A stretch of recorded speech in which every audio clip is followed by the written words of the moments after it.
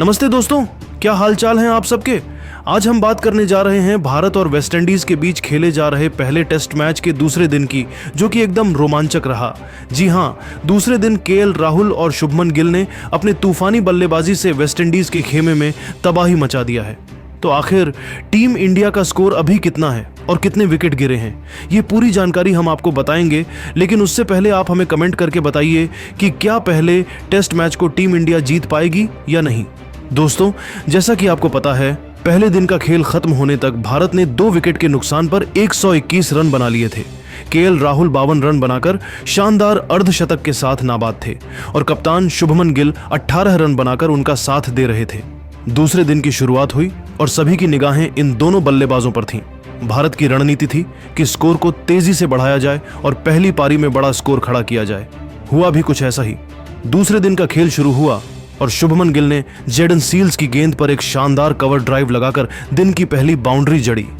KL Rahul ने भी जोमेल वार्रिकन की स्पिन गेंद पर एक खूबसूरत लॉफ्टेड शॉट खेला।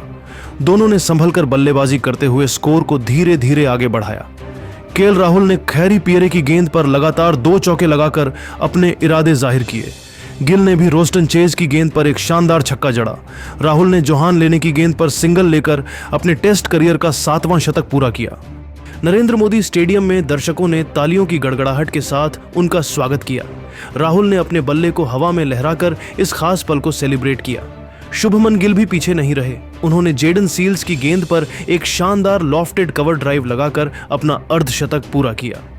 दोनों ने मिलकर तीसरे विकेट के लिए 150 रनों से ज्यादा की साझेदारी की, जिसने भारत को मजबूत स्थिति में ला खड़ा किया। लंच के बाद वेस्टइंडीज ने वापसी की कोशिश की।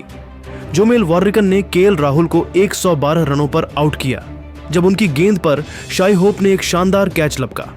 इसके बाद ध्रुव जुरेल मैदान पर आए। जुरेल ने आते ही आक्रामक रुख अपनाया और खैरी पियरे की गेंद पर एक शानदार छक्का लगाया। लेकिन जेडन सील्स ने गिल को 78 रनों पर एलबीडब्ल्यू आउट कर भारत को दूसरा झटका दिया। गिल की इस पारी में 8 चौके और 2 छक्के शामिल थे। इसके बाद रविंद्र जडेजा ने जुरेल का साथ दिया। जडेजा ने रोस्टन चेज की गेंद पर स्वीप शॉट लगाकर बाउंड्री जड़ी। जुरेल ने भी जोहान लेने की गेंद पर एक शानदार कवर ड्राइव खेला, लेकिन खैरी पियरे ने जुरेल को 42 रनों पर बोल्ड कर दिया। वॉशिंगटन सुंदर ने इसके बाद जडेजा के साथ मिलकर पारी को संभाला। दोनों ने वेस्टइंडीज के स्पिनरों को खूब परेशान किया। जडेजा ने जोमेल वार्रिकन की गेंद पर एक शानदार लॉफ्टेड शॉट खेला। सुंदर ने अल्जारी जोसेफ की गेंद पर डिफेंसिव शॉट्स खेले, लेकिन जोहान लेने ने उन्हें 28 रनों पर आउट कर दिया। नीतीश कुमार रेड्डी ने जडेजा का साथ दिया और आक्रामक बल्लेबाजी की। रेड्डी ने खैरी पियरे की गेंद पर एक शानदार छक्का लगाया। जडेजा ने भी 65 रन बनाए, लेकिन जेडन सील्स ने उन्हें आउट कर दिया। रेड्डी ने 48 रन बनाए, लेकिन जोमेल वार्रिकन ने उन्हें पवेलियन भेज दिया। निचले क्रम में जसप्रीत बुमराह और कुलदीप यादव ने आक्रामक रुख अपनाया। बुमराह ने जोहान लेने की गेंद पर एक शानदार छक्का जड़ा। कुलदीप ने भी 2 चौके लगाए। मोहम्मद सिराज ने अंत में 15 रन जोड़े।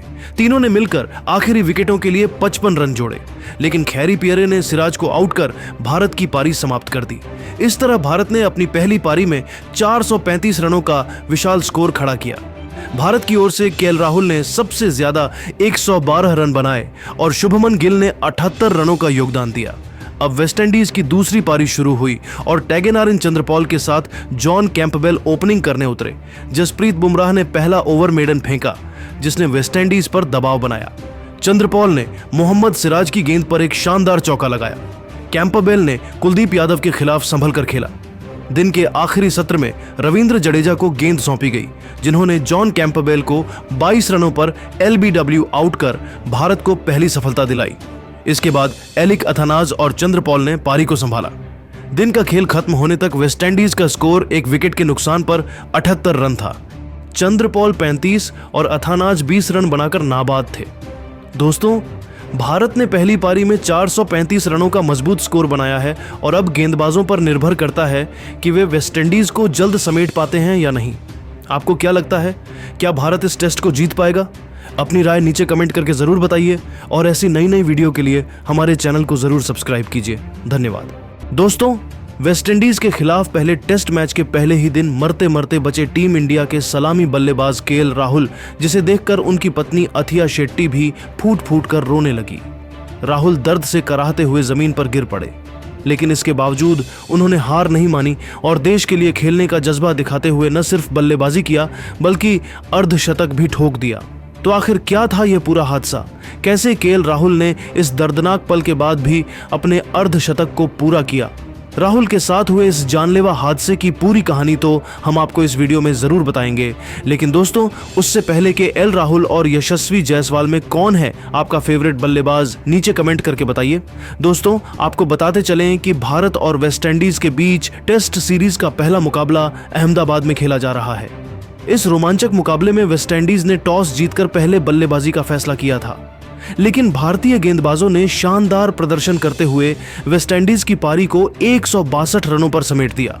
मोहम्मद सिराज ने 4 विकेट, जसप्रीत बुमराह ने 3 विकेट, कुलदीप यादव ने 2 विकेट और वॉशिंगटन सुंदर ने 1 विकेट हासिल किया। इसके बाद भारतीय पारी की शुरुआत करने उतरे केएल राहुल और यशस्वी जायसवाल। दोनों ने मिलकर तूफानी अंदाज में बल्लेबाजी शुरू की और पहले विकेट के लिए 68 रनों की साझेदारी की। यशस्वी जायसवाल 36 रन बनाकर आउट हो गए और इसके बाद साई सुदर्शन भी सिर्फ 7 रन बनाकर एलबीडब्ल्यू हो गए। लेकिन केएल राहुल ने शुभमन गिल के साथ मिलकर वेस्टइंडीज के गेंदबाजों की जमकर धुनाई की और अपने अर्धशतक की ओर तेजी से बढ़ने लगे। लेकिन दोस्तों तभी 31वें ओवर में एक ऐसा हादसा हुआ जिसने सभी को चौंका दिया। वेस्टइंडीज की ओर से रोस्टन चेज गेंदबाजी कर रहे थे। ओवर की तीसरी गेंद को केएल राहुल ने लेग साइड की दिशा में धकेलने की कोशिश की, लेकिन इसी दौरान उनका पैर मुड़ गया और वह लड़खड़ाकर जमीन पर गिर पड़े। यह दृश्य इतना भयानक था कि मैदान पर सन्नाटा छा गया। राहुल दर्द से कराहते हुए जमीन पर पड़े थे और ऐसा लग रहा था कि वह गंभीर रूप से चोटिल हो गए हैं।